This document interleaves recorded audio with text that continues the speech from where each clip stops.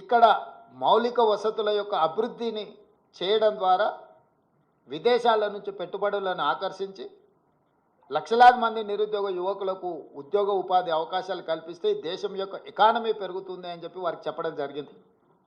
కానీ మెట్రోకు కానీ Musi river development front విషయంలో కానీ RRR రీజనల్ రింగ్ రోడ్ విషయంలో కానీ ఏ విషయంలో కూడా ఈ బడ్జెట్లో ఒక్క రూపాయి కూడా తెలంగాణకు ఇవ్వడానికి ప్రయత్నం చేయలేదు. ఆనాడు యూపీఏ ప్రభుత్వంలో కేటాయించిన ITIR కారిడార్ను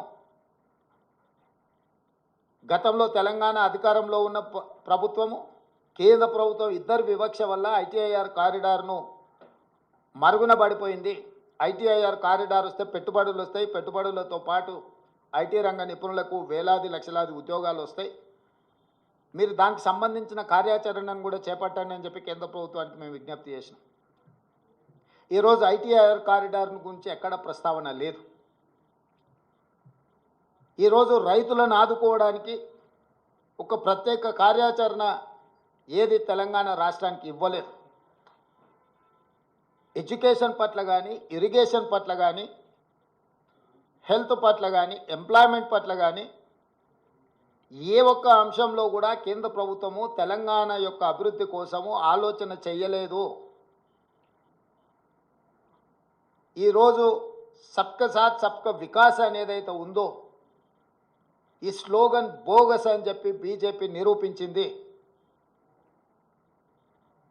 వికసిత్ భారత్ అనే దాంట్లో తెలంగాణ భాగం కాదు అని ప్రధానమంత్రి గారు అనుకుంటున్నట్టుగా ఉన్నది.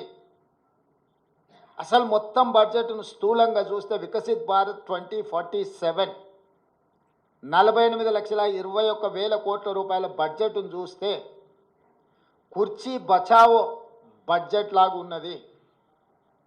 బీహార్కు ఆంధ్రప్రదేశ్కు తప్ప ఇతర రాష్ట్రాల పట్ల కేంద్ర ప్రభుత్వం వ్యవహరించిన తీరు కేవలం కుర్చీని కాపాడుకునే ప్రయత్నంలో భాగంగానే ఈ బడ్జెట్ను ప్రవేశపెట్టినట్టుగా కనిపిస్తుంది. ఇది ఏ రకంగా కూడా ప్రధానమంత్రి గారికి గౌరవాన్ని తెచ్చిపెట్టదు.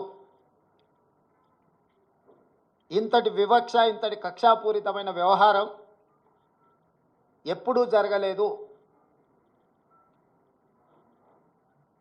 తెలంగాణ రాష్ట్రము, తెలంగాణ ప్రజలు 8 పార్లమెంట్ స్థానాలు, 35% ఓట్లు బీజేపీకి ఇచ్చిండ్రు. తెలంగాణ ప్రజలు ఎలాంటి వివక్ష బీజేపీ పట్ల చూపించలేదు. తెలంగాణ ప్రజల యొక్క నిర్ణయం వల్ల ఈరోజు నరేంద్ర మోడీ గారు ప్రధానమంత్రిగా కుర్చీలో కూర్చున్నారు.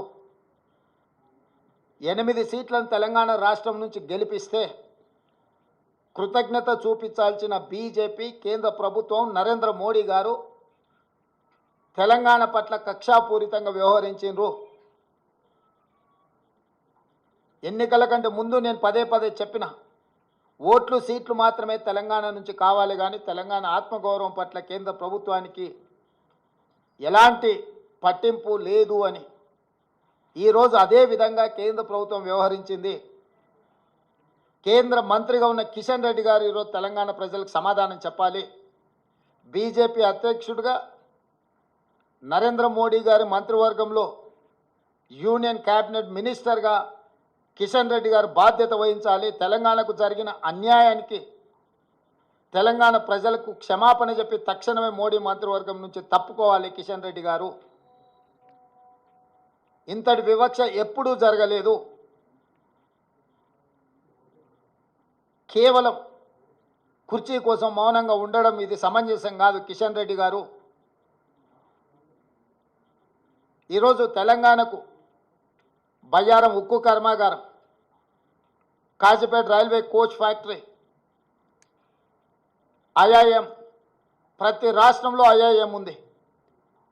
మేము IIM కావాలి తెలంగాణ రాష్ట్రంలో లేదు అనిస్తే ధర్మేంద్ర ప్రధాన్ గారు నాకు లేఖ రాశారు, మీ రాష్ట్రానికి IIM ఇవ్వము అని.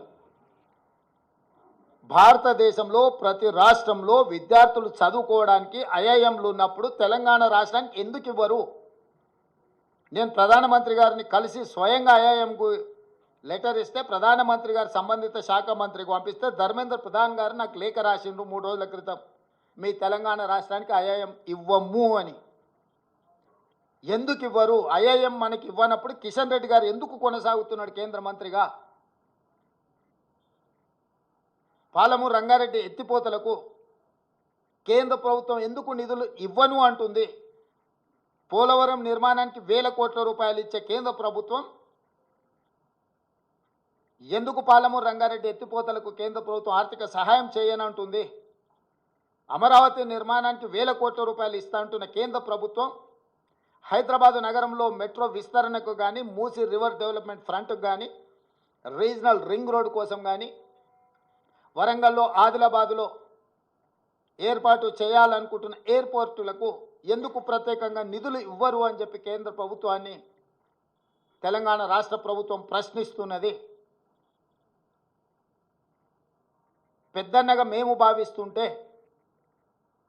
మీరు దుర్మార్గంగా వ్యవహరిస్తున్నారు. ప్రధానమంత్రి వివక్ష లేని వికసిత్ భారత్ కోసం ప్రయత్నం చేయాలి, కానీ కేంద్ర ప్రభుత్వం ప్రవేశపెట్టిన బడ్జెట్ బీహార్ ఆంధ్రప్రదేశ్ కోసం ప్రత్యేకంగా ఈ సమావేశాలను ఏర్పాటు చేసి నిధులు కేటాయించినట్టుగా ఉన్నది. కేవలం క్విడ్ ప్రోకో.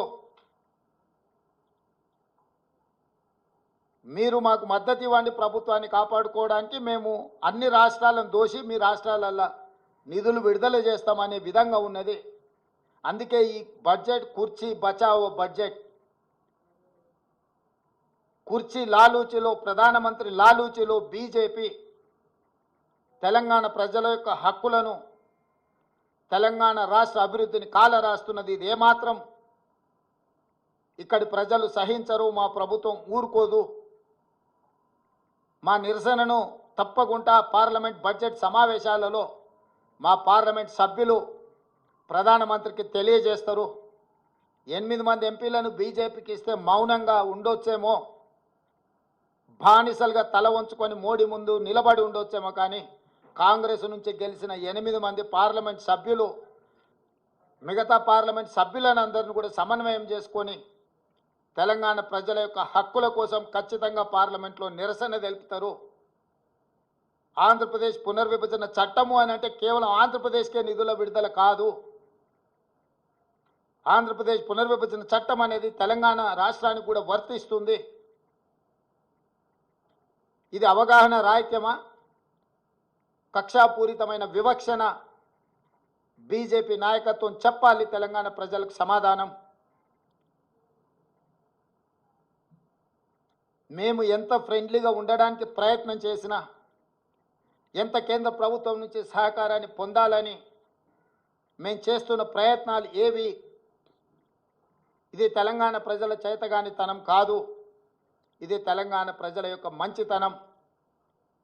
అందుకే సవరించిన బడ్జెట్లోనైనా నిర్మలా సీతారామన్ గారికి అవకాశం ఉంది. బడ్జెట్ను సవరించి బయ్యారం ఉక్కు కర్మాగారం, Kazipet railway coach factory, Palamuru Rangareddy ఎత్తిపోతల సాగునీటి ప్రాజెక్టుకు అవసరమైన నిధులు, మూసీ రివర్ డెవలప్మెంట్ కోసం గోదావరి జలాలను తీసుకొచ్చి ఉస్మాన్ సాగర్, హిమాయత్ సాగర్కి అనుసంధానం చేయడానికి అవసరమైన నిధులను, మూసీ రివర్ ప్రాంతాన్ని, పరివాహక ప్రాంతాన్ని, కలుషితమైన ఈ నగరాన్ని ఈ కాలుష్యం నుంచి కాపాడడానికి అవసరమైన నిధులను, మెట్రోను విస్తరించడానికి అవసరమైన నిధులను, ఫార్మా రంగంలో ఫార్మా విలేజ్లను ఏవైతే నిర్మించాలనుకుంటున్నామో దానికి సంబంధించిన ఇన్ఫ్రాస్ట్రక్చర్ కోసం అవసరమైన నిధులను సవరించిన బడ్జెట్లో పెట్టి వ్యవహరిస్తున్న విధానాన్ని మార్చుకొని కక్షలు వివక్షలు పక్కన పెట్టి తెలంగాణ రాష్ట్ర అభివృద్ధికి సహకరించాలి. అట్లా కాకుండా వ్యవహరిస్తే భారతీయ జనతా పార్టీకి తెలంగాణ రాష్ట్రంలో నూకలు చెల్లినట్టే.